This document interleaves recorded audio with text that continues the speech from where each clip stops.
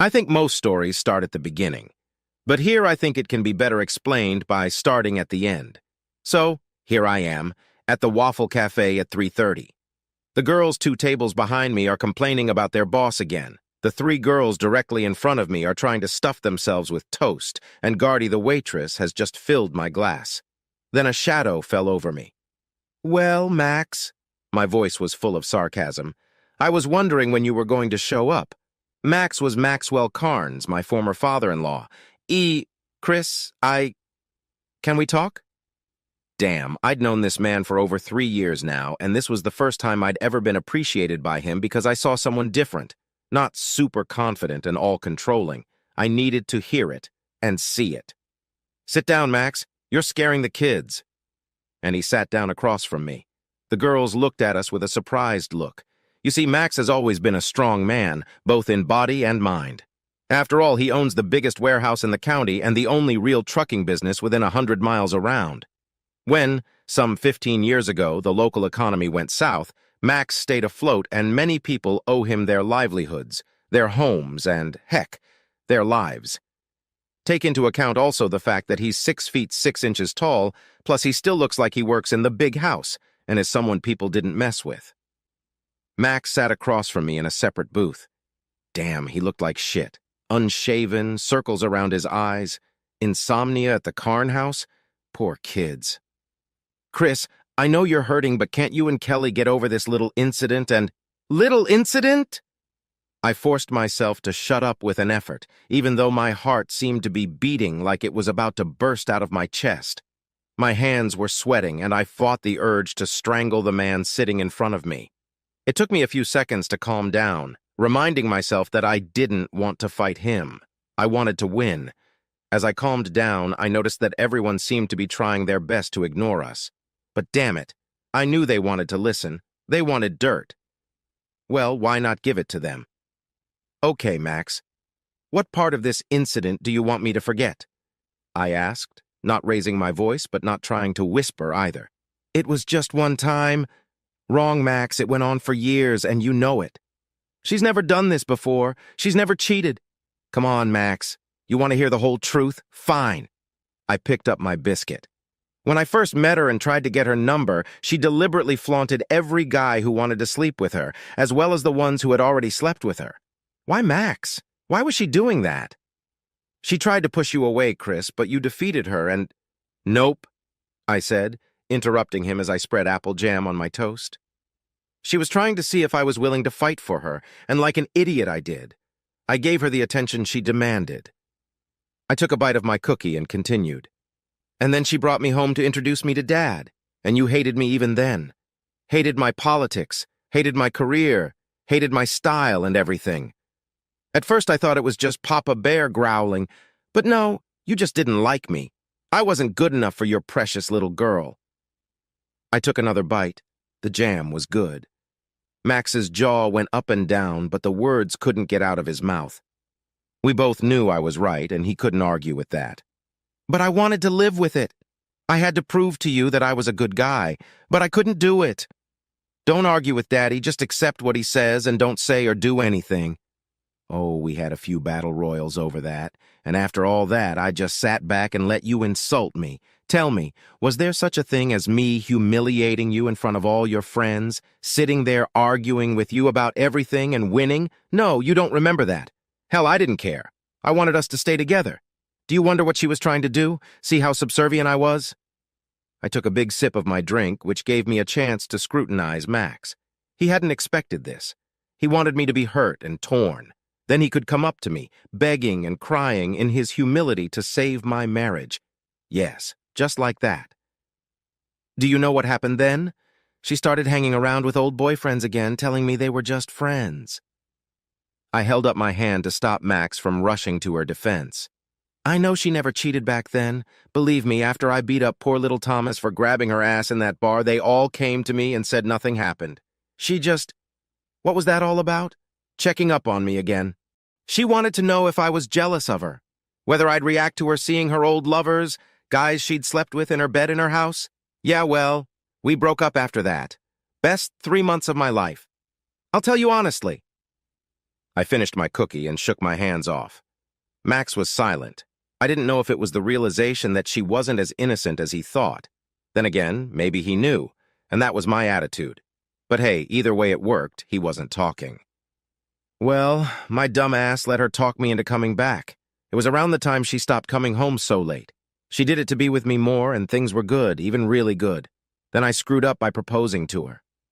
I don't know why I did it. I won the damn ring at a jewelry contest. It didn't mean that much to me, but I did it. And that's when the weird shit started happening. All these really hot chicks suddenly started swirling around me. They met me at work, at the gym, while shopping, everywhere. Well, a lot of pretty girls were okay, but it was not okay when they all started tempting me, making me eat lunch, outright telling me they'd like to fuck me. Heck, even Leanne started doing that. One time she even locked us in the pantry and unzipped her dress. She said she was naked. I fought every instinct God gave me not to look at her, told each of them I was engaged in everything, but nothing seemed to work. How damn surprised I was at the wedding preparations when I saw those girls again. They were her friends, relatives, acquaintances from high school. Oh, Leanne even told me she was sorry, but they just must have made sure I wasn't an asshole cheating on poor little Kelly. Did I pass the test well, don't you think? Then on my wedding day, I had another test when you made me sign that prenup. If I go through with cheating on your Kelly, I get nothing. Notice nothing was said about if she cheated on me. I asked you what would happen if she did. Could I be free and understood? That was an omen, huh, Max? Oh, you had your lawyer spell it out. If your girl cheats on me, I get $12,000 in my bank account, keep my clothes, my car, and my little house, which, by the way, I got from my grandparents. I leaned over to Max, but I signed it. Remember, Max, I was able to sign it. And then, what the hell happened last Saturday? First, I get called into work for 8 goddamn hours because someone decided they'd rather go to a goddamn amusement park than go to work. Make my day hell, but that was just the beginning. And Max? Then I get home after work. Can't park my car in the driveway. Have to park on the street. Why? Someone has taken my spot. Have I thought about it much? Well, yes, but not like that. Thought one of the damn neighbors parked there and Kelly never ordered them to get out. So I get home and see Kelly's car that was parked in the driveway, but where was Kelly herself? Kelly, I called out. I'm at home in the bedroom. Like a lamb, I went up there to ask about the car, but I didn't expect what I saw when I walked into the room. Kelly and this guy in bed together. In our bed. In my bed. I was stunned for a second, and then I screamed, "What's going on?" Silly, isn't it? I mean, my wife was cheating on me, but right then I wasn't thinking straight. Oh, honey, I love you, but I have to have more than you're giving me. Don't worry, I'll still sleep with you. It's just sex, and it has nothing to do with you. Damn it, she just said that. So the bastard's all right. Sleeps with my wife, and she starts moaning there and stuff while my blood boils. But she went even further. Honey, can you get us something to drink, please? It brought me out of my shock, I'll tell you that. You want me to get you two a drink? She was so sweet to her cuckolded friend when, smiling, she ordered me, "Yes, do that. Bring something from your beer supply." Damn it! If you're thirsty, you can get your own, I spat out, but you get your own. Now don't say that, she mumbled unhappily. You want it and you'll get it, but not from me. No cheating, isn't that what we said before we got married? The little bastard slowed down. Come on, man, don't rock the boat. You're gonna get it 4 or 5 nights a week. And hey, you're gonna be living in that big house with that nice ass, so just take it. Tell me that again and the rest of your days you'll only eat through a tube. I'd never seen a man deflate before. Fuck you, bitch! Keep the goddamn house! I'm leaving! I shouted, and who the hell did I run into in the hallway? Mike, your damn son! What a twisted family you have, huh? Mike was so eager to help his sister. Slow down, Chris, it's not like you... Fuck you! What the hell are you doing here? No, forget it, I'm getting out of here, get out of my way! I tried to walk past him, but he grabbed my arm. Now you know I don't like Mike. So when he grabbed me, that's when I did it, you know? Does he feel better now? 1 punch? That's all it took. I swear I was going to try to break his jaw, but I hit him in the neck. Dude, if you ever get punched in the throat, you're out of the fight. Then I headed to my room and grabbed my camping backpack. I needed that gear and headed for the door. Mike's feeling better, Chris. Well, the doctors say that. Great. But really, who cares? I toyed with the toast before continuing. What was I saying? Oh, yeah. Kelly ran out of the house as I was leaving, her little robe flapping, and she was screaming up a storm. But hey, she made the bed. Where was I supposed to stay? Well, that turned out to be easy. I still had my old house, and I'd recently finished remodeling it. I hadn't rented it out yet, so I had the perfect place to stay. On Sunday, I drove back to the house to get my stuff. No one was there. Maybe everybody went to church, I don't know. So I grabbed my clothes and anything I might need and went to the Salvation Army to get at least a bed. This floor was too hard. I heard laughter around me as I took a sip of dew. And who was waiting for me when I got back? Your darling little daughter. Well, the bed could stay in the truck, that's all I had until then. Parked the truck and headed for the door to get in. "Chris! Chris!" she yelled. Man, she ran from her car toward me as fast as she could. "Wait, please, we need to talk. I need to explain everything." Well, that's all I heard because that's when I walked into the house.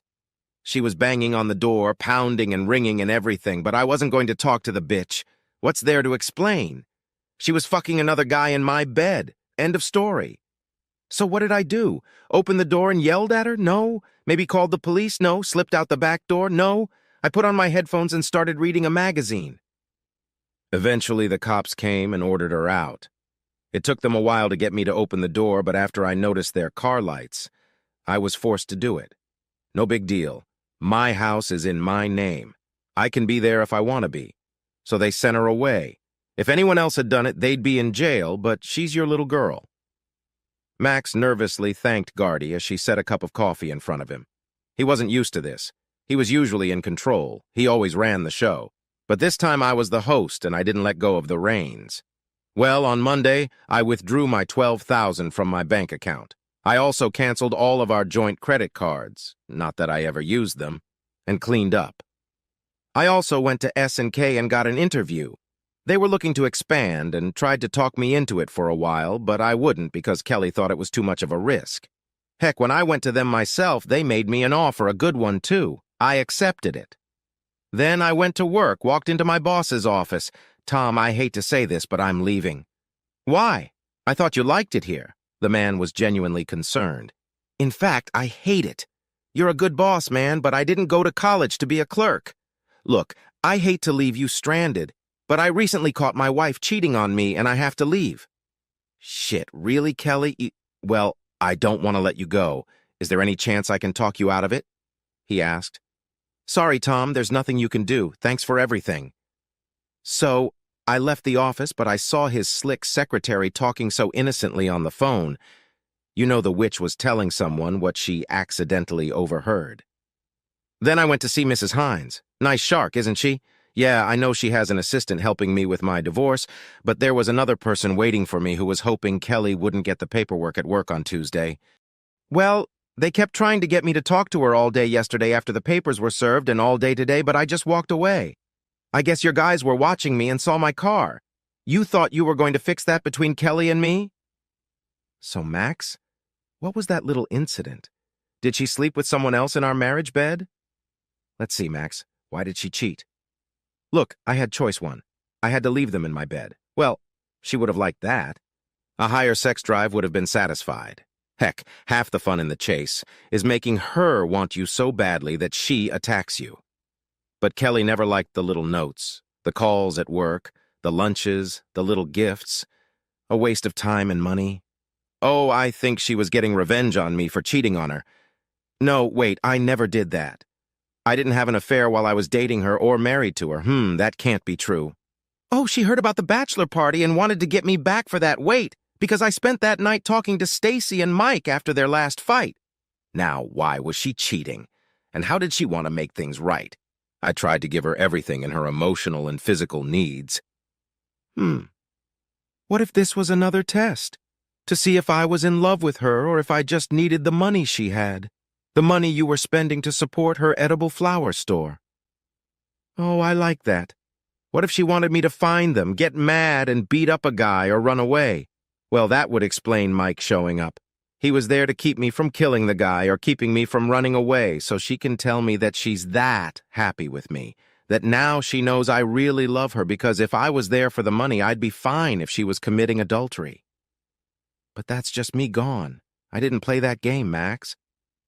For years, I tried to endure your whole damn family and your trials. But what did I get? Trust? Love? Respect?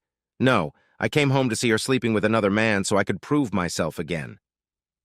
Max finally came to his senses. Isn't there something that could save your marriage? I know Kelly genuinely loves you, he almost pleaded. Does she love me, Max? I'm tired, man, I really am. I heard someone open the door of the Waffle Cafe. I don't know what you did, Max, to raise your daughter like that, but I can't live with it anymore. And she's never going to change. She needs someone who can constantly show her he needs her. And I don't have that anymore. She tested me for the last time. I loved her, Max, but she killed that. I hope you're all happy now. I stood up. Max didn't move. As I put on my jacket, I saw Kelly standing at the counter. She had heard my last remark. She must have been the last person to enter. She stood there as our eyes met. I saw tears in her eyes, a tremor in her chin, but I felt nothing. I took out a 20, put it on the table, and walked into the night.